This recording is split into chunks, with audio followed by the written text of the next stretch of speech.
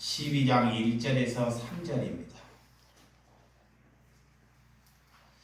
창세기 12장 1절에서 3절입니다. 제가 교독해 드리도록 하겠습니다. 여호와께서 아브라함에게 이르시되 너는 너의 고향과 친척과 아버지의 집을 떠나 내가 내게 보여줄 땅으로 가라. 내가 너로 큰 민족을 이루고 내게 복을 주어 내 이름을 창대하리니 너는 복이 될지라. 너를 축복하는 자에게는 내가 복을 내리고 너를 저주하는 자에게는 내가 저주하리니 땅의 모든 족속이 너로 말미암아 복을 얻을 것이라 하신지라. 아멘. 예, 오늘 우리 차현철 목사님이 나오셔서 제목을 너는 복이 될지라 이 말씀을 전할 때 여러분들이 큰 은혜 받으실 줄 믿으시기 바랍니다. 나오실 때 우리 한번 박수로 환영하도록 하겠습니다. 예, 박수.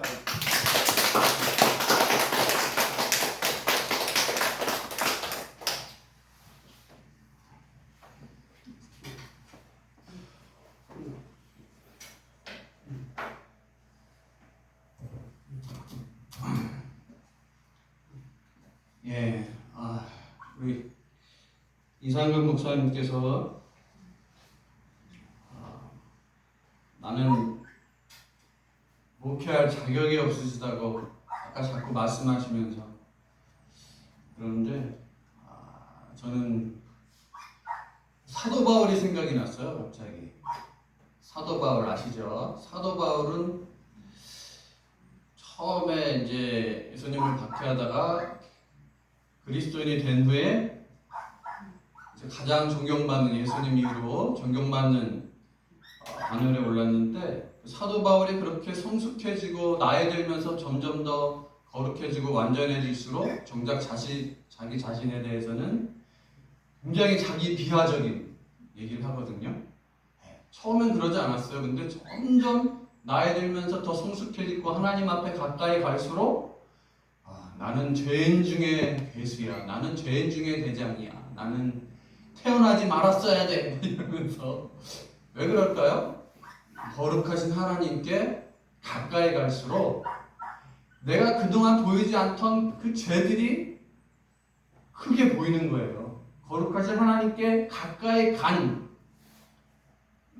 성도님만이 깨달을 수 있는 그 높은 단계에 이르렀을 때 자기 비하적으로 이렇게 막 말하거든요. 근데 우리 이상근 목사님 나는 목회하지 말았어야 된다고 목회할 자격이 없는 자가 여기 서 있다 그러니까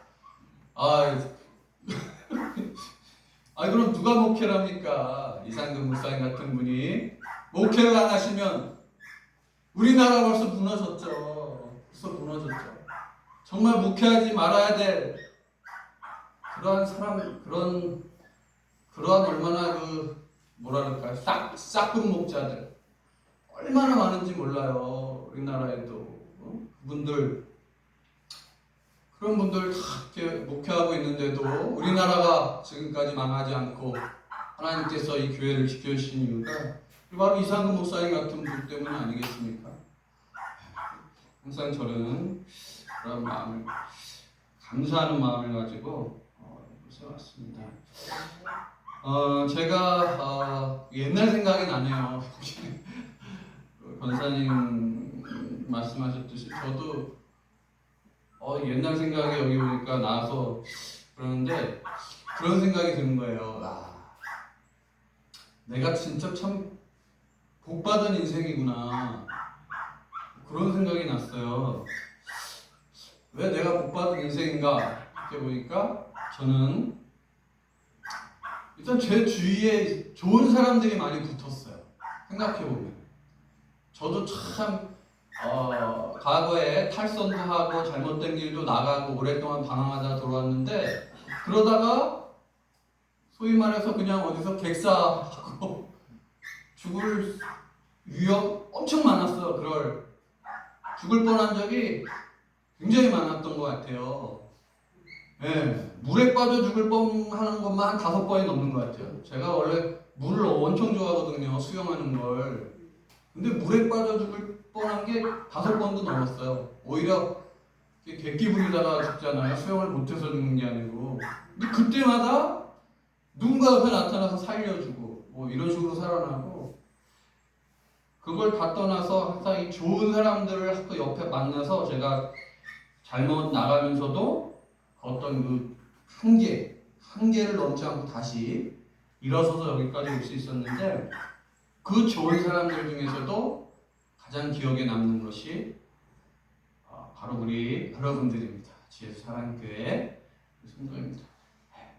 여러분들 그때 힘들었죠. 이상균 목사님도 힘든 시기, 여러분도 힘든 시기. 그때 제가 여기 와서 이제 몇 개월 동안 강제상 시켰는데, 사실은 그때 저도 힘든 시기였어요. 저도 내가 목사지만 목회를 계속 해야 되나? 그냥 뭐 이제 목회하지 말자. 나는 목회자로서 자격이 없어. 그냥 여기서 뭐 제가 또 유튜브 좋아해가지고 유튜브 뭐 하다 보면 뭐 돈 그래도 먹고 살 수는 있겠지. 뭐 이런 마음을 내가 품었었어요. 근데 그때 이상훈 목사님한테 전화가 온 거예요. 내가 한동안 어디 안 좋은 일을 겪게 됐는데 강대상 좀 맡아달라고. 응? 그러니까 제 입장에서는 완전히 내가 목사의 자격도 없어. 내가 무슨 강대상을 이러고 있는데 목사님이 전화를 하시니까 제가 아니요, 저 못해요 이렇게 얘기를 못한 이유가 이거 하나님이 주신 사인처럼 느껴졌어요. 마치 하나님이, 왜? 이게 이상근 목사님이 전화한 게 아니고 하나님이 나한테 막 말씀하시는 걸로 느껴서 내가 저 못해요 이런 말을 못하겠더라고요. 하나님을 거역하는 것 같아서. 그래서 네 하겠습니다 그러고, 저도 힘들었었는데 우리 성도님들과 함께 하면서 저도 설교 컴플렉스가 있어요. 설교 못한다는 컴플렉스.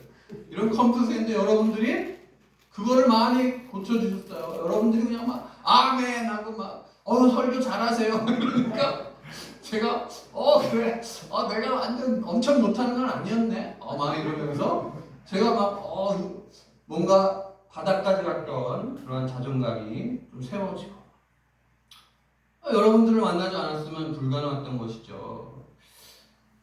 그러니까 내 과거가 참 복받은 인생이구나. 이런 좋은 분들을 만나서 여러분들도 복받은 분들이구나. 이렇게 좋은 분들 서로 만나서 교제하고, 또 이상근 목사님 통해서 때마다 영의 양식 공급받으시고, 얼마나 여러분 복받은 분들입니까? 오늘 말씀 너는 복이 될지라. 여기서 이 복은 기복신앙 아닙니다. 너는 복이 될지라. 복이 기복신앙. 돈, 뭐 로또 1등 맞아라. 좀 박사학위 받고 높아지고 명예롭게 되어라. 아니면 권력, 국회의원이 되고 대통령이 되고, 그런 복이 될지라, 그런 의미의 복이 아닙니다. 돈, 명예, 권력 이런 거 얻어서 유명해지는 그러한 복이 아니라는 것이죠. 그럼 무엇이 복일까요? 이미 말씀드렸죠. 좋은 사람들과 함께하는 것. 이것이 진짜 복이다. 그러면 여기서 말하는 좋은 사람이 무엇일까요? 좋은 성도. 저는 이렇게 해석을 해요. 돈, 명예, 건강, 권력, 외모로 사람을 평가하고 판단하지 않는 성도. 그것이 좋은 성도고 그것이 좋은 사람이다. 저는 그렇게 생각을 합니다. 그런 의미에서 저는 확실히 여러분들은 누가 뭐래도 저에게 너무나 좋은 성도들, 좋은 사람들이라고 감히 말씀드릴 수 있어요. 왜? 제가 돈이 많아요, 지금? 저 지금도 돈 없어요.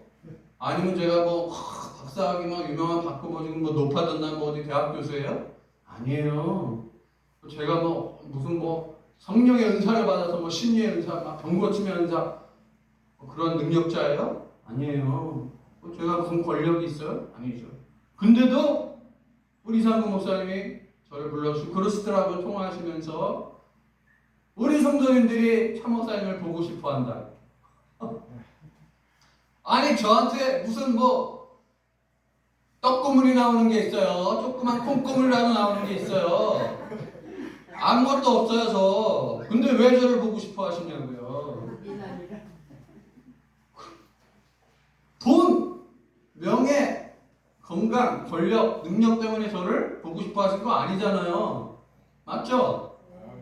그러니까 여러분들은 좋은 성도, 좋은 사람들이에요. 마태복음 25장에 보면 31절 이하에 보면은 마지막 날 그 심판에 대해서 나거든요. 양과 염소의 비유가 있어요. 오른쪽에는 양, 왼쪽에는 염소. 이렇게 했는데 양에게는 예수님이 뭐라 그러세요? 복 받을 자들아 이래요. 복 받을 자들아. 근데 왼편에 있는 염소에게는 뭐라 그래요? 이 저주 받을 자들아 이러거든요. 심판하시거든요. 그럼 누구는 복 주고 누구는 저주를 하셨죠? 그 기준이 뭔가? 마태복음 25장 그 31절이야 읽어보면 간단해요. 작은 자, 작은 소자에게 다가가서 잘해준 사람이 양이고 오른편이고 복받을 자들이고 작은 소자에게 함부로 하고 무시했던 사람들이 염소고 저주받을 자라고 나와요. 성경에 그대로 읽어보세요. 나중에 마태복음 25장 그렇게 보면 그렇게 나와요. 그러면 작은 소자가 뭘 의미할까요? 저 같은 사람이에요. 저 같은 사람. 뭐 내세울 게 없는 사람.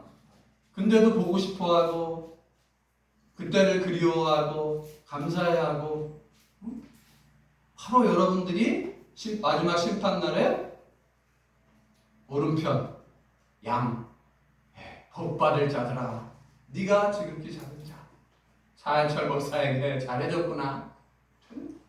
어디 저뿐만입니까? 우리 이상구 목사님 뭐 좀 신뢰되는 표현 같지만 저는 이상구 목사님도 작은 소자라고 생각합니다. 아닌가요? 이상구 목사님이 뭐하는 뭐 땅 지주예요? 뭐 건물주예요? 돈 많아요? 아니면 이상구 목사님 명예가 굉장히 높아요? 아니면 뭐 무슨 권력 가지고 계세요? 가지고 계세요? 없으시죠? 네, 근데 여러분들 변치 않고 지금까지 힘들 때부터 지금까지 변치 않고 이 자리 지키고 계시잖아요. 틀림없이 여러분들 마지막 날에 복받을 자들아 영생의 천국의 복을 소유하시고 누리게 될 줄로 믿습니다. 아브라함도 마찬가지예요. 여러분들 오늘 읽은 12장 3절 보면 하나님이 뭐라 그래요? 너를 축복하는 자에게는 내가 복을 내리고 너를 저주하는 자에게는 내가 저주하리니 땅의 모든 족속이 너로 말미암아 복을 얻을 것이다. 이게 무슨 말이에요? 사람들이 아브라함을 축복하면 하나님이 네가 아브라함을 축복하네? 내가 너도 축복해 줄게.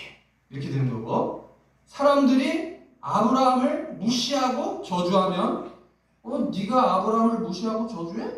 나도 너를 무시하고 저주할 거야. 하나님이 아브라함을 기준으로 해서 사람들을 축복하느냐 저주하느냐 결정을 내리겠다는 거예요. 그렇다면은 아브라함은 뭘까요? 아브라함도 작은 소자라는 거예요. 아브라함도 작은 소자예요. 그래서 그걸 보고 하나님이 판단하는 거예요. 아브라함이 막 엄청난 돈과 명예와 권력을 얻어서 그래서 와 거기 저기 있으면은 뭐 콩고물이라도 좀 떨어지겠지. 그렇게 복을 주겠다는 게 아니에요. 하나님은 아브라함 작은 소자로 만드셔서 그 작은 소자에게 축복하고 다가가는 자를 축복해 주시고 무시하고 저주하는 자를 똑같이 무시하고 저주하겠다 말씀이라는 것입니다. 그러면 이 아브라함 작은 소자이면서 또한 이 아브라함 자체가 또 좋은 사람임을 알 수가 있습니다.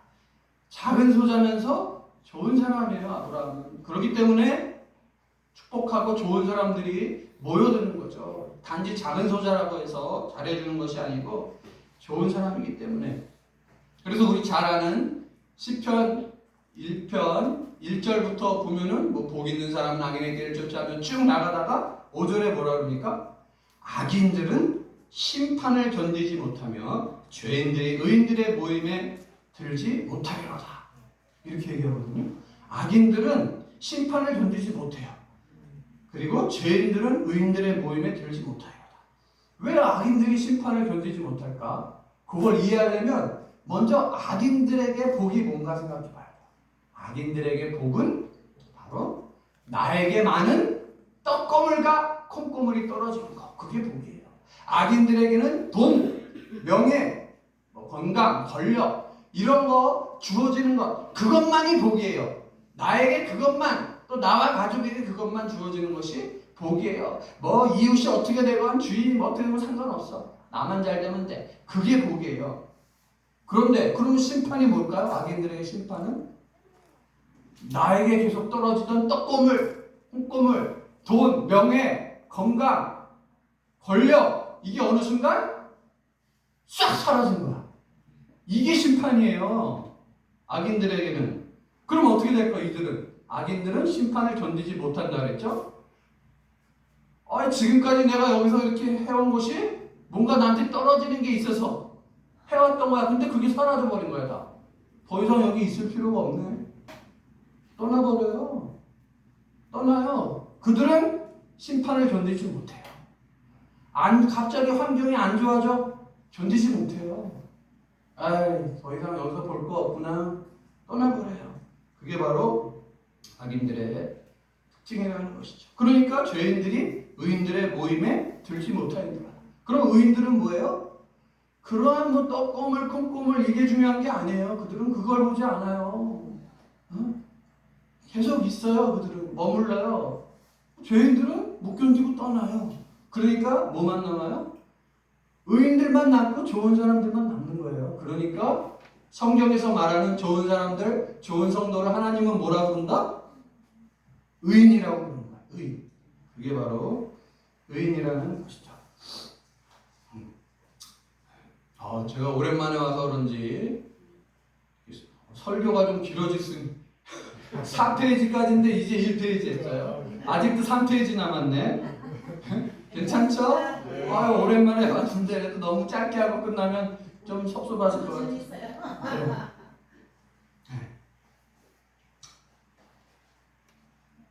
창세기 15장 6절에 보면 아브라함이 여호와를 믿으니 여호와께서 이를 그의 의로 여기셨다래요. 아브라함이 여호와를 믿으니 여호와께서 이를 그의 의로 여기셨다. 의로 여기셨다는 게 바로 의인으로 봐주신 거예요. 의인으로 아브라함을. 근데 뭐 때문에 의인으로 봐줘요? 여호와를 믿으니까. 이걸 잘 이해해야 돼요.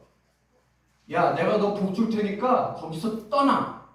떠나서 일로 와. 그러면 복 줄게. 떠나라 그런 것이 어디냐면은 하란이에요. 하란 땅을 떠나래요. 원래 고향은 갈대아 우르였어요. 예전에 무슨 메소포타미아 문명이 일어난 아주 큰 문명지 갈대아 우르의 아버지 이름이 데라였죠. 아브라함의 아버지 데라하고 대식구들이 같이 살고 있다가 그때 하나님이 이미 나타나셨나 봐요. 예전에 이미 11장에 보면 정확히 기록은 안 됐는데 갈대아 우르 네 고향을 떠나서 가나안 땅으로 가라고 이미 하나님이 말씀을 하신 것 같아요. 아브라함 아버지 데라에게 한 건지 아브라함에게 한 건지 모르겠는데 그래서 아버지 데라가 아브라함 아들을 비롯한 그 자식들을 다 데리고 하인들 다 데리고 떠나요. 근데 아버지 데라가 가나안 땅까지는 안 가고 하란 땅이라는 곳에서 머물러요. 왜 머물렀을까요? 하란 땅까지가 아버지 데라에게 떡고물이 떨어지는 곳이었어. 떡고물이 떨어지는 곳이었어. 하란 땅까지는 뭔가 돈이 나올 때가 있었고 먹고 살 만한 뭔가 있는 곳이에요. 근데 이 하란 땅을 떠나는 순간 가나안 땅을 향해 가야 되는데 광야예요. 거기는 사막을 지나야 돼요. 그러니까 이 아버지 데라가 너무나 이거 불안한 거야. 응? 먹여 살려야 될 식구들이 몇 명인데. 그러니까 하란 땅에 머물렀어요. 그러다가 결국 언제까지? 아버지 데라가 죽을 때까지. 그래서 아버지 데라가 죽은 후에 여호와가 아브라함에게 나타나신 거예요. 이제 너는 이전에 약속했던 대로 하란 땅 떠나서 내가 지시할 가나안 땅으로 가라. 그래서 간 건데 가면은 내가 너를 보줄 것이다. 막 이렇게 얘기했어요. 그러니까 그때 당시 처음부터 믿음이 있었던 건 아니죠, 아브라함이. 그러니까 기복신앙이에요. 야, 가나안 땅에 가면 뭐 엄청난 뭔가 있는가 보다. 그리고 이끌고 간 거예요. 근데 가나안 땅에 가보니까 있기는 개뿔 뭐가 있어요. 하나님 믿고 하란 땅 떡국물 떨어지는데 포기하고 왔는데 아무것도 없는 거예요. 네. 최소한 아브라함은 야 너를 위해서 여기 너의 땅 너의 건물 만들어놨다. 너는 여기 건물지야. 이 정도는 해줄 줄 알았어요. 근데 하나님이 아무것도 안 해줬어요. 심지어 아브라함이 마지막에 거기서 죽기 전까지도 가나안 땅에서 재산 땅 안 줬어요. 유일하게 땅 한 게 아내 사레가 죽었을 때 그 무덤지 그거 하나 돈 주고 샀죠. 그 외에는 남의 땅에서 지냈어요. 블레셋 땅에서. 응? 지금으로 말하면 건물주가 있고 월세 내면서 힘들게 사는 거죠. 그런데 여기 15장 6절에서 아브라함이 여호와를 믿었다는 건 뭘까요? 가나안 땅에 와보니 너무 실망스러웠지만 그래도 믿은 거예요. 그래도 믿은 거야. 분명히 하나님 복 주신다면 약속 지킬 거야. 믿으니까 여호와께서 그래 너는 의인이다. 의로 여겨주셨다는 것이죠. 그렇다면 의인의 특징, 좋은 사람들, 좋은 성도의 특징이 뭐냐? 오늘 이 본문 말씀을 보면 창세기 12장 1절 고향, 친척, 아버지 집을 떠나 하나님이 지시한 땅 가나안 땅으로 가라. 즉 고향, 친척, 아버지의 집이 상징하는 건 뭘까요? 이 하란 땅이거든요. 바로 떡고물이 떨어지는 것을 떠나야 된대요. 예수 믿는 것이 쉽지 않고 어려운 이유가 그거예요. 응? 많은 사람들이 넓은 길로 가지만 좁은 길로 가야 영생이 있다고 말씀하신 이유가 이것 때문이에요. 우리 진정한 그리스도인들이 이 떡고물이 떨어지는 것을 떠나야 돼요. 그래야 진정한 하나님 나라 천국 주님이 약속하신 그 영생을 누리면서 살 수가 있는 거예요.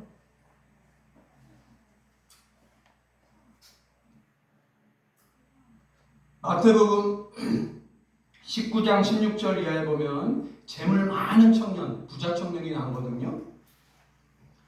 근데 예수님을 찾아와요. 돈 많은 부자 청년이. 어떻게 선한 일을 하여 내가 영생을 얻을 수 있습니까? 이렇게 얘기를 해요. 이거 하소연 이게 무슨 뜻이냐면은 내가 돈도 많고 정말 착하게 살아왔어요. 계명대로 열심히 지키면서 살아왔는데 행복하지가 않아요. 나 왜 어떻게 하면 행복해질까요? 그런 뜻이에요. 어떻게 하면 영생을 얻으리까가 어떻게 하면 저 죽으면 천국 갈까 이런 뜻이 아니라 천국은 가죠. 예수 믿고 천국 가겠지만 사는 게 너무 힘들어. 어떻게 삶 속에서도 천국을 누리며 살 수 있을까요? 이렇게 물어본 거예요. 그러니까 예수님이 뭐라 그래요? 너 제가 의역을 할게요. 해석을 할게요. 너 그 나이에 엄청나게 돈이 많은 부자인 거 보니까 아버지한테 큰 돈 물려받았나 보다. 엄청난 유산을 물려받았나 본데 너 그렇게 떡고물이 잘잘잘잘 흐르는 상태에서 행복하지 않아. 너 정말 행복해지고 싶다고? 산속에서 천국 이루어 살고 싶다고? 그러면 그 떡고물, 너한테 있는 그 많은 재산 다 가난한 사람들한테 나눠줘. 그러면 너 구원을 얻고 그때부터 너 마음에 행복과 평안함이 찾아올 거야.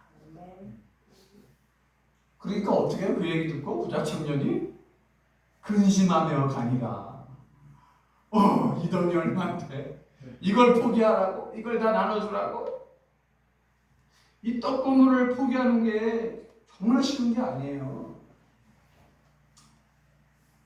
저도 제 근황에 대해서도 또 궁금해하실 것 같아서 또 제 얘기를 또 간증을 좀 우리 아내가 제가 설교한다 그러니까 제발 제 간증 좀 하지 말라고. 네. 아내 입장에서 제 과거를 좀 알거든요. 뭐 간증이란 건 자랑하는 게 간증인데 자랑할 게 쥐뿔도 없어. 오히려 창피해. 근데 그걸 간증이라고 한다니까 아내가 정말 간증 좀 하지 말라고.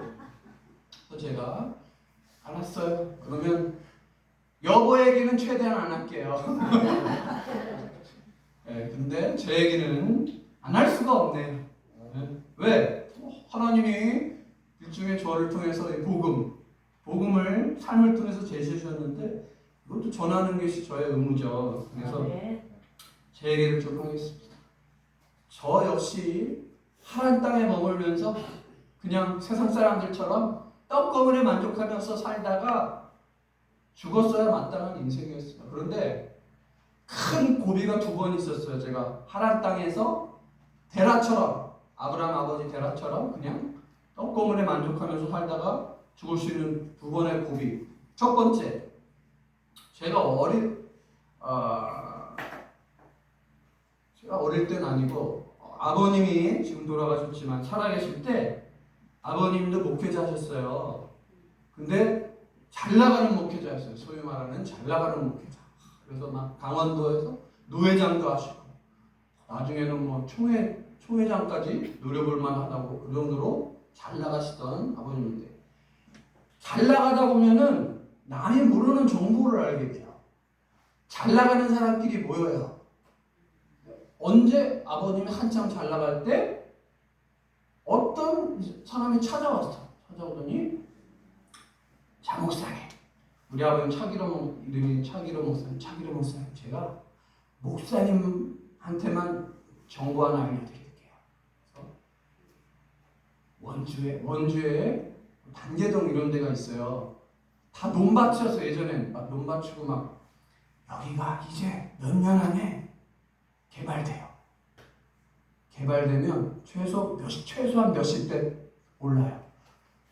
단계동 땅 무조건 사보세요. 100% 확실합니다. 근데 그 사람이 전혀 사기꾼이 아니었어. 정말 공무직에서 아는 사람이었어요. 정보를. 아버님이 그때 재산이 5천만 원인가 있었대요. 5천만 원. 우리 누님, 형님 결혼할 때 결혼자금으로 쓰려고 모아둔 건데 이거 정말 믿을 만한 사람이 준 정보거든요. 최소 30배 이상은 오른다는 거야. 최소 30배. 5천만 원을 거기 지금 땅을 사놓으면 최소 15억. 몇 년 안에 15억 이상 되는 거예요. 아버님이 갈등이 안 되셨겠어요? 갈등이 돼요. 그리고 그 얘기가 아버님한테만 한 게 아니었더라고. 알고 보니까 그 사람이 잘 나가는 사람들한테 다 얘기를 했어. 그 사람들은 실제로 땅을 샀어요. 어떻게 됐을까요? 몇 년 후에? 30배 이상 다 올랐어요. 단계동이. 그래서 다들 벼락부자가 된 거예요. 거기가. 물론 거기 땅 소유지도 벼락부자가 됐고 미리 정보를 알고 산 사람들 다 부자가 됐어요. 그럼 우리 집은 어떻게 됐을까요? 우리 아버님이 갈등하시다가 안 사셨어요. 왜 안 사셨느냐?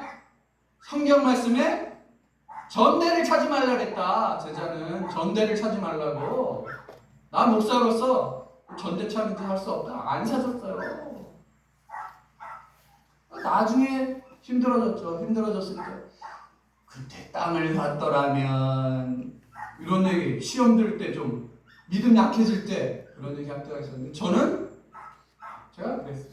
내가 아버님을 존경하는 이유가 있다면 그때 땅 안 사신 거예요. 만약에 그때 땅 사서 15억 이상 생겼으면 자녀들에게도 떡고물 몇 억 이상씩 생겼겠죠? 그럼 어떻게 됐을까요? 그 떡고물이 있는 한, 그 수억 원의 돈이 제 수중에 있는 한 저는 하나님 땅을 벗어날 수가 없었어요. 하나님 땅을 벗어날 수가 없었을 거고 그 떡고물에 만족하다가 죽었을 수 있어요. 죽었을 거예요. 근데 안 사서 하나님 땅을 벗어날 수 있는 첫 번째 고개 길로 갈 수 있어요. 두 번째 고비가 또 있었어요. 이건 최근에 어떻게 보면 최근의 일인데 제가 알다시피 거의 10여 년간 영성원에 지내다가 이제 떠났거든요. 영성을 떠났잖아요. 제가 영성을 떠났는데 막상 갈 데가 없는 거예요. 자, 그러면은 영성원, 제가 10년 동안 있었던 영성원은 하란 땅일까요? 가나안 땅일까요? 제가 그것 때문에 많이 고민해봤거든요. 이게 내가 10년 동안 영성을 했었는데 하란 땅인가 가나안 땅인가? 첫 번째, 일단 하란 땅은 아닌 것을 제가 알았어요. 어디 가서 알았냐면은 교회에 이력서를 냈잖아요. 제가 사역을 하려고 이력서를 냈거든요. 영성원에서 10년 동안 사역한 거 아무도 인정 안 해줘요. 예, 만약에 제가 아프리카에 10년간 가왔다면 와, 선교사님 아프리카에서 10년간 선교하던 대단한 분이십니다. 인정받았을 거예요. 아니면 저기 정선 오지 산에서 들어가서 있으면 인정받았을 거예요. 근데 여기 중독 환자들과 같이 지낸 거 전혀 인정 안 해주죠.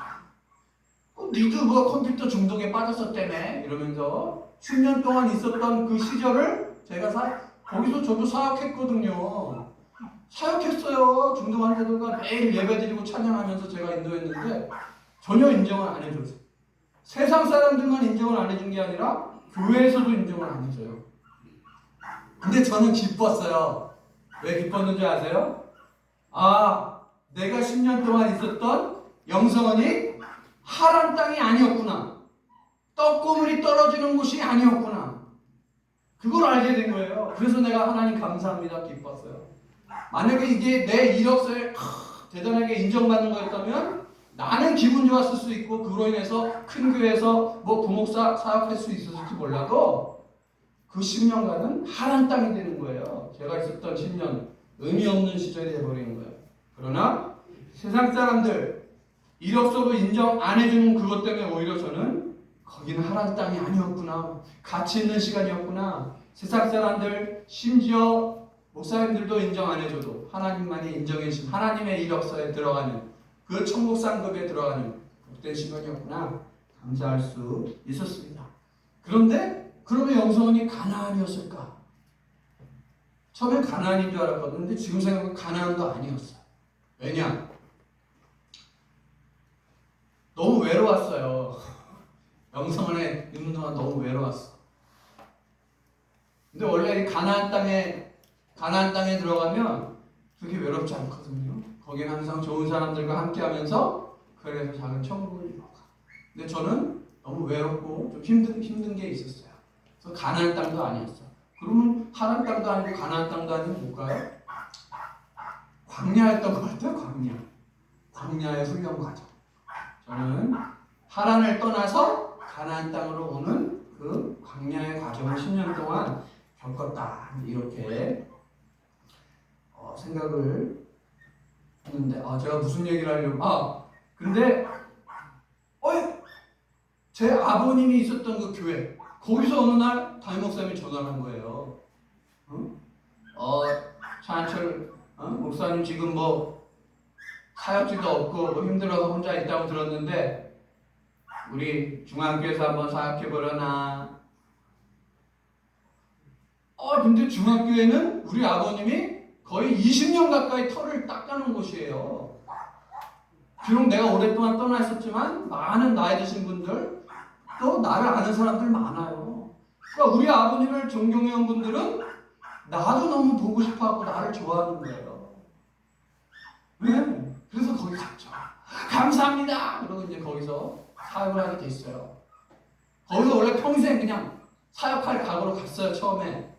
근데 제가 1년 만에 그만뒀어요. 1년 만에. 예. 왜 1년 만에 그만뒀을까요?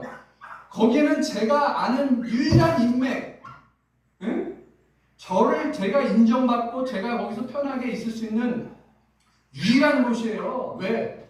거기 있는 교인들 거의 3분의 1 가까이가 우리 아버님을 기억하고 있고 나한테 너무 잘해줬어요. 너무 행복하고 좋았어요. 근데 저 거기 1년만 있다가 나왔어요. 왜 그랬을까요?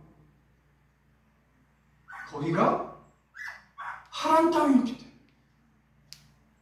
하란 땅이었기 때문에. 너는 너의 본토 고향 친척 아버지의 집을 떠나 내가 지시하는 집으로 가라 그랬잖아요. 근데 중앙교회는 우리의 아버지의 후광이 있는 곳이었어. 아버지의 인맥 속에서 내가 인정받는 곳이었어. 그러니까 거기는 가나안 땅이 아닌 거예요. 하란 땅인 거예요. 그러니까 하나님이 막 이것저것 힘들게 나를 치셔서 결국 떠났어요.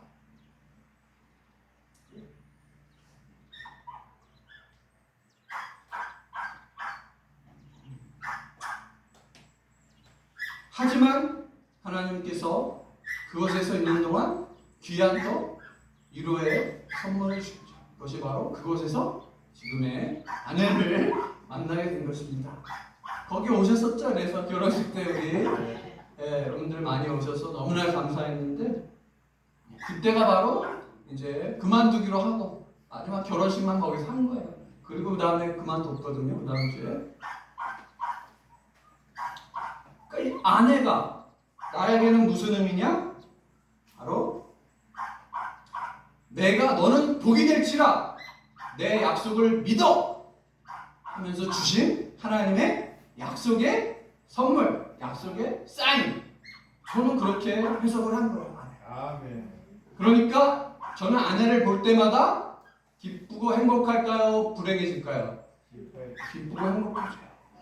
아유, 내가 남들은 뭐 박사학위 몇 년 안에 받았는데 나는 지금 아직도 못 받고 있어요. 내년에 받으려고 지금 힘들게 고생하고 있어요. 주위에서 누가 알아줘요? 무임 목사지, 뭐 사역도 변변히 못하고 있지, 뭐 돈 있는 것도 아니죠. 박사학위도 뭐 헤매고 있죠. 막 이렇게 헤매고 있으니까 사정은 좋지가 않아요. 보여지는 사람들은 아이고 막 이렇게. 그런데 저는 그때마다 아내를 딱 보면 힘이 나. 왜? 너는 복이 될 것이며 그 약속의 사인으로 내가 아내를 허락한 것이다. 아내를 보면 그 약속이라는 것이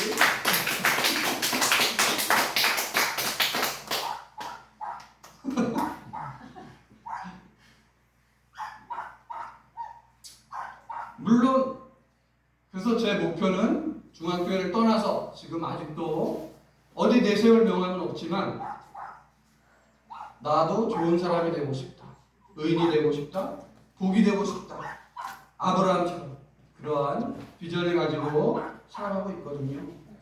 그러니까 제가 이곳에 막 돈이 많이 생겨서 여기 와서 주의 사랑교회 물질적으로 힘드네요. 하나님이 저를 물질적으로 축복해 주셨습니다. 1,000,000원 헌금하고 갑니다. 할렐루야! 그러면 막 여러분 기쁘시겠죠. 1,000,000원 막. 그러나 그거는 물론 그것도 좋은 거죠. 차인철 목사님이 돈 많이 벌어서 1,000,000원이나 우리 교회 헌금하고 가셨어. 참 좋은 분이야. 할 수는 있겠죠. 그러나 성경에서 말하는 그거는 좋은 사람이 아니고 좋은 사람 흉내낸 거예요. 좋은 사람 흉내낸 거예요. 성경에서 말하는 복이 아니고 그거는 복을 흉내낸 거예요. 진짜 복은 사람 그 자체가 바뀌는 것이고.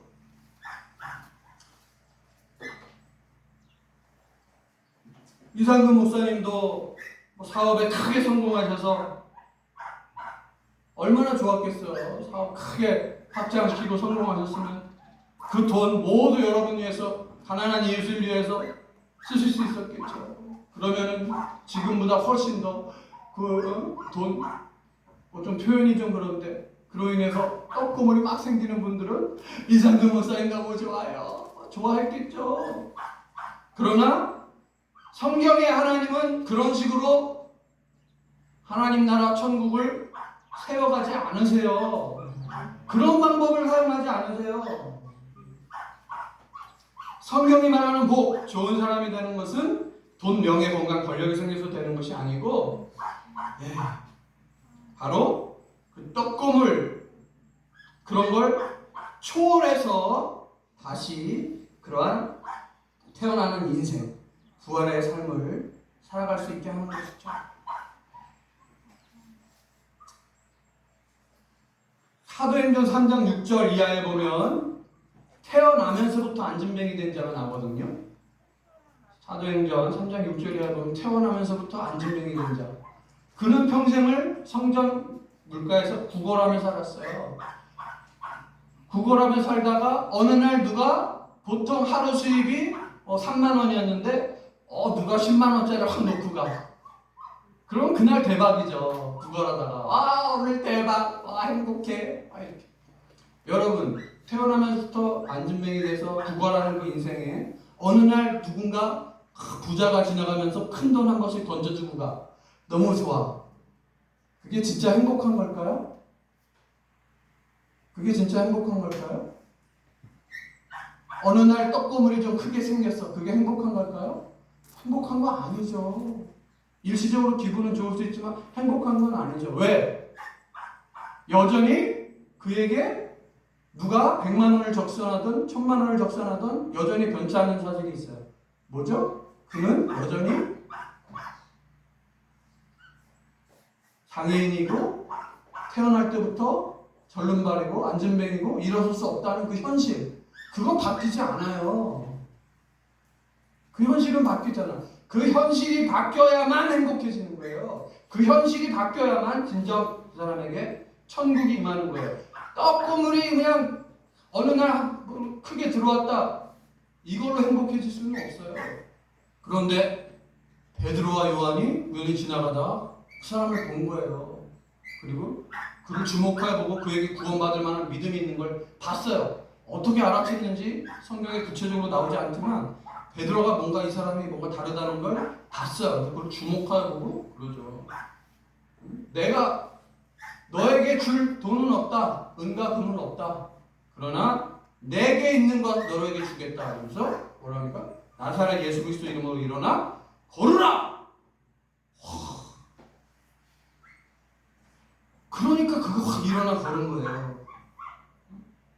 우리가 생각하는 행복은 뭡니까? 가난한 자들에게 어떻게 하든지 더 많이 지원해주고 도와주고 또 복지 정책 잘해주고 장애인들에게 그게 최고잖아요. 최선이잖아요. 그렇죠? 세상적으로 최고 행복하게 해줄 수 있는 게 그거죠. 근데 성경은 그게 아니에요. 성경 말씀은 사람을 바꿔버려요. 사람을 바꿔버려요. 제가 또 제 예를 하나만 더. 제가 결혼식 다시 제가 이제 다 아시겠지만 제가 이제 재혼을 한 거죠. 재혼. 과거에 실패했고 다시금 하나님께서 쓰신다. 재혼을 했는데 원래 재혼을 하면은 어디 가서 이렇게 얘기 못해요. 청첩장도 못 돌려요. 네? 더군다나 저는 목사인데 이혼 경력이 있고 다시 재혼한다? 근데 저는 여기저기 다 돌렸어요. 다 돌리고 제 몇십 년 된 친구들 동역자들 다 정말 많이 왔어요. 그날 제가 몇십 년 동안 못 본 친구 동역자들까지 다 왔어요. 축복해 줬어요. 왜? 저는 자신이 있었던 거예요. 내가 재혼을 하는 이것이 단지 과거에는 뭐 내가 실패했다가 뭐 다시 기회가 와서 뭐 다시 뭐 가정을 이루게 됐다 이 차원이 아니었고 저에게는 과거에는 내가 하란 땅에 머물면서 떡고물 떡고물, 나에게 들어오는 그 떡고물에 만족하며 살아오다가 내가 실패했다. 그러나 이제는 내가 이 중앙교회, 나에게 남은 마지막 인맥, 이 중앙교회도 내가 떠나기로 결심했고, 나는 하나님 믿고 나갈 것이다. 나는 그냥 하나님 믿고 내가 가나안 땅을 향해서 나갈 것이고, 분명히 하나님께서 나에게 새로운 가정, 새롭게, 과거에는 영적으로 불구되었지만 어떤 환경만 나빠지거나 뭐 이러면 내가 또 주저앉고 잘못됐지만 지금은 그렇지 않다는 거예요. 환경에 상관없이 하나님께서 나를 새롭게 태어나게 하시고 나를 새롭게 가정을 이루시고 하나님께서 나를 새롭게 사용하실 것을 내가 믿습니다. 그리고 당당하게 청첩장 돌렸어요. 그러니까 그들이 역사를 그들도 막 인정해 준 거죠. 와가지고 진심으로 다 축복해 주고 목사님도 오시고 그러한 어떠한 믿음으로 한 거죠. 믿음으로. 지금 한국교회가 얼마나 갈수록 악해지고 있는지 요한계시록 3장 17절에 보면 라오디게아 교회라고 나오거든요. 라오디게아 교회. 라오디게아 교회가 뭐라 그러면 나는 부자라. 나는 부족한 것이 없다. 이렇게 얘기를 하거든요. 이게 무슨 뜻입니까? 일단 큰 교회라는 거 알 수 있죠. 대형 교회예요. 대형 교회. 뭐 저 강남에 있는 그런 교회들이겠죠. 큰 교회. 나는 부자라. 부족한 것이 없다. 그러나 예수님이 보는 시선은 달랐어요. 예수님이 볼 때는 어땠을까요? 네 그 가련한 것과 네 그 벌거벗은 것과 네 가난한 것과 네 눈먼 것을 알지 못하는구나. 예수님이 한탄을 하시거든요. 왜? 예수님이 보시기에는 그들이 우리는 부자야. 뭐 주위에 뭐 다 중소기업, 대기업 대표들도 있고 막 이 뭐 변호사, 검사들도 우리 교인들 많고 부자야 이렇게 했지만 예수님 보시기엔 뭐예요? 그거 다 떡고물이야. 떡고물. 떡고물 때문에 모인 거라고. 떡고물 때문에 뭔가 사업하는데 뭐 도움이 될 거니까 온 거죠. 사업하는 입장에서 심지어 뭐 보험 일을 하더라도요. 뭐 변호사나 뭐 돈 많은 사람 한 명만 보험 드세요 해가지고 보험 들면은 큰 돈 떨어져요. 떡고물 크게 떨어져요. 제가 과거에 보험 일 해봐서 알거든요. 제가 보험 일도 1년 했었어요. 주위에 돈 있는 사람들, 사자 붙은 사람들 알면 인정해줘요. 예수님은 그거 인정 안 한다니까. 그 떡고물이라 그러잖아. 근데 그냥 거기에 그걸 왜 부러워하냐? 그걸 왜 부러워해요? 그들은 저는 두려운 거예요. 그들이 마지막 날 이제 하나님 앞에 심판대 서게 될 텐데 저는 너무 두려워요. 그들이 비록 나하고 뭐 안면 있는 사람 거기에서 뭐 내 친척이나 뭐 지인들은 거의 없지만 뭐가 두렵겠어요? 저 그분들 지옥 갈까봐 두려워요. 성경 읽어보면 이 염소거든. 염소야 아무리 봐도 양이 아니야. 작은 소자들 무시해요. 뭐 대학 졸업장 같은 거 없으면은 끼지도 못해. 청년에 들어가지도 못해. 너무 다 레벨이 높아서. 응? 그 염소거든요. 그 염소는 영복을 해초한다 그랬는데 예수 믿고 우리는 다 천국 가요. 구원받아. 너무 쉽게 얘기를 해요. 예수를 믿는다는 게 뭘 의미하는 건지 모르는 그런 사람들이 너무 많은 것 같아요. 지금 정말 너무나 두려운 시대.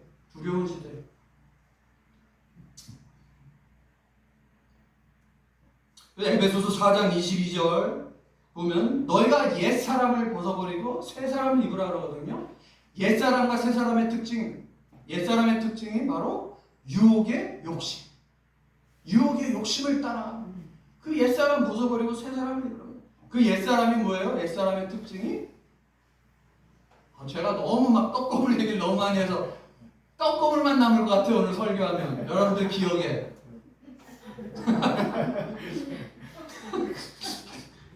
좀 죄송한데 어쨌든 유혹의 욕심이 왜 떡고물만 바라보면서 국어라는 인생으로 만족하는 거예요. 국어라는 인생으로, 영적 국어라는 인생. 하나님은 야, 너 일어서야 되지 않겠냐? 네 힘으로 걸어야 되지 않겠냐? 하나님은 그거를 원하시는데 떡고물에 만족하는 그 삶, 그게 옛사람의 모습. 그러나 새 사람은 그렇지 않다는 것이죠. 아브라함도 마찬가지입니다. 아브라함도 내가 사라가 아내가 불임이에요. 불임. 자녀를 못 낳아요. 옛날 시대에 자녀를 못 낳는다는 건 대가 끊긴다는 거고 굉장한 그 끝장나는 거거든요. 그런 상황에 어쩔 수 없이 살았는데 하나님이 그거는 돈으로도 해결 안 돼요.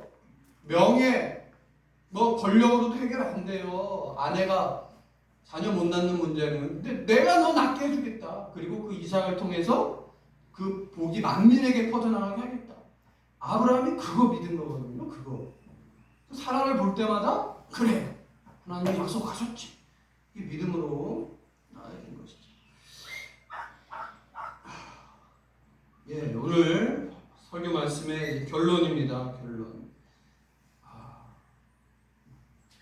이 주 예수 사랑교회 여러분들이 사실 제가 누구한테 이런 설교를 어두교에서 이런 설교를 감히 하겠어요. 응? 저 떡고물 이런 설교 다른 교회에서는 못해요. 했다가는 사람들이 다 찔리거든. 찔릴 사람들 많아요. 어이씨, 내가 사업 이번에 치과 열었는데 손님이 안 와. 근데 저 교회가 크네? 저 교회 등록하면은 야, 거기 사람들한테 내 치과 소개할 수 있고. 사업적으로 교회 등록하는 사람들 얼마나 많은지 몰라요. 가짜 교회들 너무 많아요. 그 사람들 앞에서 제가 떡고물 설교해봐요. 담임 목사님들은 또 좋아할 것 같아요. 여러분, 담임 목사님들이 가장 우선시하는 게 뭘까요? 목사님들이 사례비예요. 사례비. 뭐 목사님들은 뭐 세속을 다 초월한 줄 아세요? 목사님들에게 제일 중요한 거, 신학생들에게 제일 중요한 거 얘기하면은 100이면 100, 99가 사례비라고 얘기해요. 돈이에요. 돈. 걔는 다 결혼했고 가정, 자녀들 먹여 살려야 되거든요. 사례비. 근데 사례비는 누구한테 나와요? 교인들한테 나와요. 교인들 헌금을 통해 나와요. 그러면 교인들한테 어떻게 설교를 해야겠어요? 교인들한테 잘 보여야 돼요. 교인들한테 잘 보여야 된다고요. 교인들은 뭘 원해요? 복 받기 원해요. 돈, 명예, 건강, 권력 원해요. 근데 거기다가 그건 하란 땅입니다. 떡고물입니다. 그 삶에는 영생이 없습니다. 거기에는 행복이 없습니다. 이렇게 설교하면 어떻게 될까요? 교인들이 설교 안 해, 이제 헌금 안 해, 이 교회 안 다녀. 이렇게 돼요. 그러니까 목사님들이 교인들에게 최대한 기복, 복 주실 거예요. 뭐 자녀가 뭐 서울대 들어가고 뭐 어쩌고 저쩌고 하면서 그럴 수밖에 없어요. 목사님들도 먹고 살아야 되잖아요. 응? 제가 유일하게 이 떡고물을 다혜 목사님 눈치 보지 않고 우리 성도님들 눈치 보지 않고 할 수 있는 이유가 뭘까요? 여러분들은 과거 그 힘들 때 내가 알잖아요. 그 힘들 때. 근데도 안 떠났잖아요. 안 떠났어. 여러분들 안 떠났어. 그때 이상근 목사님 안 좋은 일 겪으시면서 조금이라도 뭐 떡고물 떨어진 거 있던 거 다 사라졌죠? 전 잘 모르지만 딱 봐도 알죠. 목사님이 얼마나 힘들어지셨고 그 주위 사람들도 힘들어졌는데 근데 여러분들 안 떠나셨어. 그러니까 제가 판단하기엔 적어도 여기 계신 분들 중에 떡고물을 바라고 나오는 분은 없을 것이다. 이런 확신이 든 거예요. 그래서 제가 이 설교를 유일하게 주 예수 사랑교회에서 하는 겁니다. 네. 다른 교회에서 하려면 목숨 걸고 해야 돼요. 목숨 걸고 해야 돼요. 그런데 여기서는 여러분들 내가 믿고 혹시 떡고물을 바라고 계신 분이 한 명 있더라도 이 설교 들으면서 여기는 그런 데가 아니었구나 회개하고 그 다음부터는 여기가 진짜구나. 여러분, 천국 하나님 나라 내세에만 있는 거 아니에요. 분명히 예수님께서는 네 마음의 천국이 이루어진다고 현실에서 하나님 나라가 이루어질 수 있다고 약속하셨어요. 저는 그 약속이 이 주 예수 사랑교회야말로 천국과 하나님 나라가 현실에서 이루어지는 참 모델로서 가능하다고 믿습니다.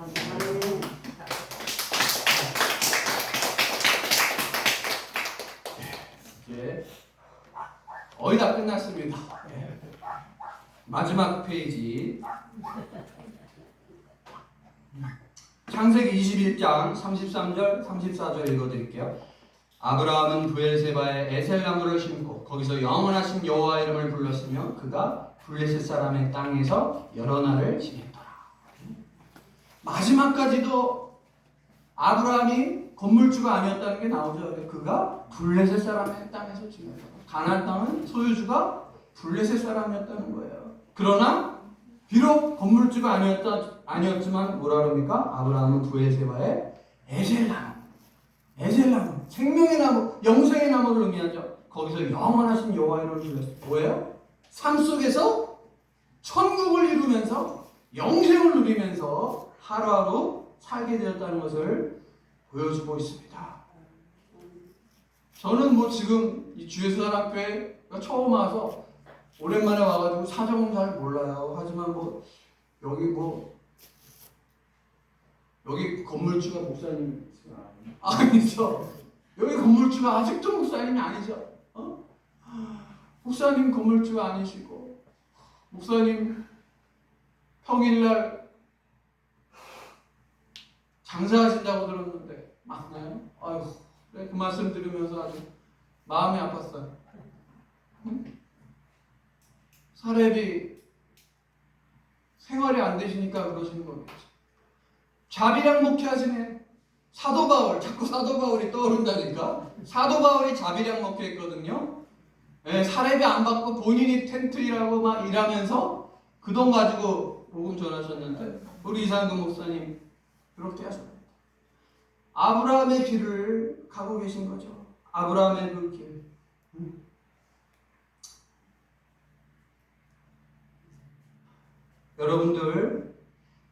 여러분들이 세상 사람들이 보기에는 어떨지 모르겠지만 이 주 예수 사랑교회가 보니까 옆에 교회도 크게 전합더라고요.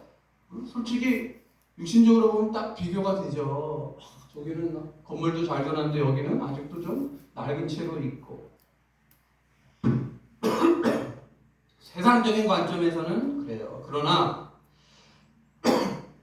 여러분, 우리가 약속하신 가나안 땅을 믿고 나갈 때 주어지는 그 복이 뭘까요? 그 복은 여러분들이 과거 조상의 죄 혹은 자녀의 죄, 부모의 죄 또는 친구 잘못 만난 죄, 지인 죄, 또 다른 환경 또 여러 가지 그러한 실수로 인해서 과거에 여러분들 이미 엎질러진 물이 되고 지금까지 그로 인해 고통받고 있는 문제 없는 분 계세요? 다 있어요. 누구도 없는 사람 없어요. 과거부터 거슬러 올라가면 내가 사실은 얘기 안 해서 그렇지. 내가 이런 문제가 있어. 아이고. 돈으로 해결할 수 없는 문제. 돈이 10억, 100억이 주어져도 해결할 수 없는 문제. 해결할 수 있을 것 같죠? 에이, 돈이 그 정도 주어지면 해결하지. 해결할 수 있을 것 같죠? 안 그래요. 자녀가 말썽 피는데 내가 돈 한 20억 주어주면 갑자기 효자가 될 것 같죠? 안 그래요. 아니라니까요. 일시적으로 잘할 수는 있겠죠. 우리 부모님이 알고 보니까 돈을 숨겨놨었어? 이러면서 갑자기 막 효자처럼 자녀들이 바뀔 수 있을지 몰라도 그거 진짜가 아니라니까요. 돈으로 바뀌지 않아요. 명예로도 바뀌지 않아요. 아무리 건강해도 바뀌지 권력으로도 바뀌지 않는 문제가 있는데 진짜 하나님이 약속하신 복, 가나안 땅을 우리가 믿고 나아갈 때 그 문제, 죄의 문제, 죄로 인해서 파생된 그 문제를 하나님께서 해결해 주신다는 겁니다. 아멘. 그거는 여러분 각각 다 달라요. 그 문제는. 저도 있고 여러분 이상한 목사님 여러분들 다 그 문제. 가나안 땅을 믿고 나아갈 때 그 문제를 해결시켜 준다는. 그럼 그 문제가 해결되면 어떻게 될까요? 마음에 평안이 찾아와요. 평안이. 더 이상 불안하지 않아요. 이제 항상 그것 때문에 불안했거든. 근데 이제 더 이상 불안해지지 않아요. 그리고 그런 사람들이 함께 모여요. 그러면서 거기서 천국을 이루게 되는 거예요. 천국이 멀리 있는 게 아니에요. 천국이 왜 무너지는 줄 아세요? 좋은 사람들이 10명이 모여 9명이 모여도 그 안에 한 명의 나쁜 사람 사기꾼이 있으면 무너져요. 그 사기꾼으로 인해서 그 9명이 나중에 사기당하면 무너진다고요. 그런데 하나님이 약속한 이 가나안 땅 여기에 우리가 믿음으로 나가게 되면 거기에는 우리를 무너뜨릴 나쁜 사람 사기꾼이 들어올 수 있다 없다? 못 들어와요. 왜? 거기는 떡고물을 바라보고 모이는 게 아니거든. 사기꾼들 나쁜 사람들은 뭔가 떨어지는 게 있어서 거기 있는 건데 아무리 봐도 남을 게 없어. 여기 있어봐야 소리만 나. 그 사람들 떠나요. 저절로 떠나요. 나쁜 사람들은 떠나요. 그러면서 그 안에서 좋은 사람들만 남게 되고 거기서 천국이 이루어지는 거예요. 이것이 제가 체험한 또 제가 기대하는 그러한 천국의 삶이고 저도 뭐 언제 목회할 거냐고 상금 목사님 저한테 그러시는데 저는 개인적으로 60대 이후를 생각해 보겠습니다. 이렇게.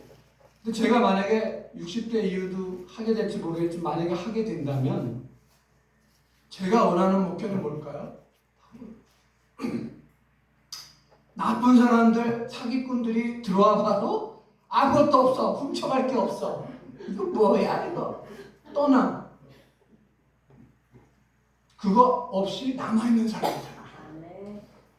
알짜배기 진짜거든요. 진짜.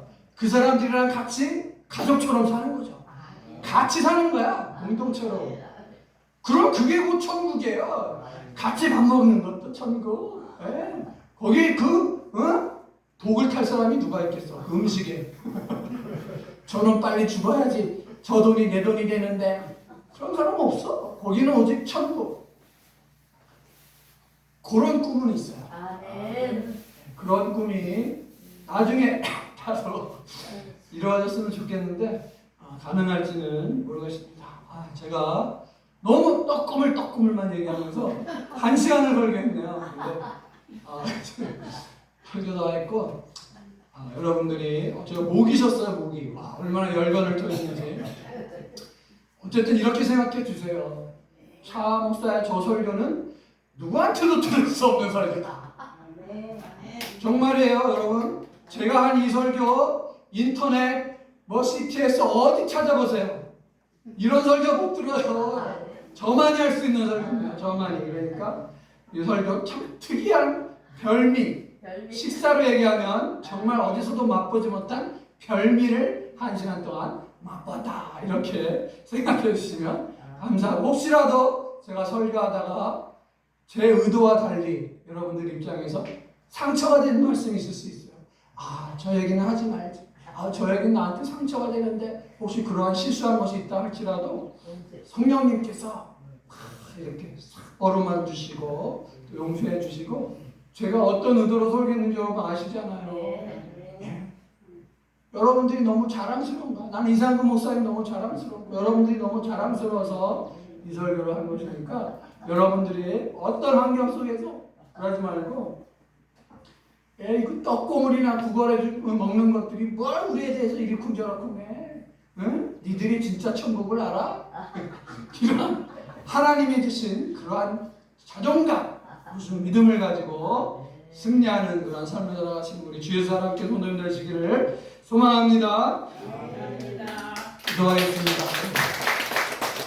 하나님 아버지 오늘 너는 복이 될지라 말씀을 전했습니다. 정말 이상우 목사님 또 우리 주의 사람 교회 겪어온 그러한 아픔들 그러나 그 아픔들 속에서 정말로 일이 정결케 되고 연단케 되어서 성경에 약속한 그 좁은 길, 영생의 길, 하나님 나라 천국에 가까이 왔음을, 아니 이미 천국을 체험하고 있음을 하나님 아버지 깨닫게 하여 주시고, 정말 이들의 마음속에 천국을 이루며 무엇보다도 주의 성도들과 정말 교제하면서 서로 나보다 하나님을 낮게 여기는 마음으로 하나님 아버지 함께 계속해서 천국을 이뤄갈 수 있도록 도와주시고, 항상 또 좋은 소식들 하나님 아버지 주고받을 수 있도록 도와주시옵소서.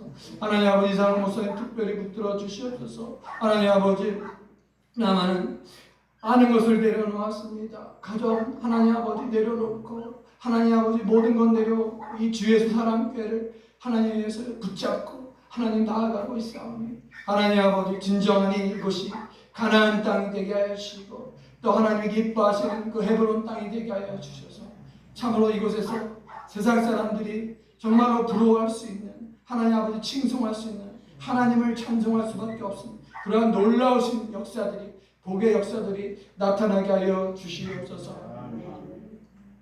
예수님 이름으로 기도합니다. 아멘.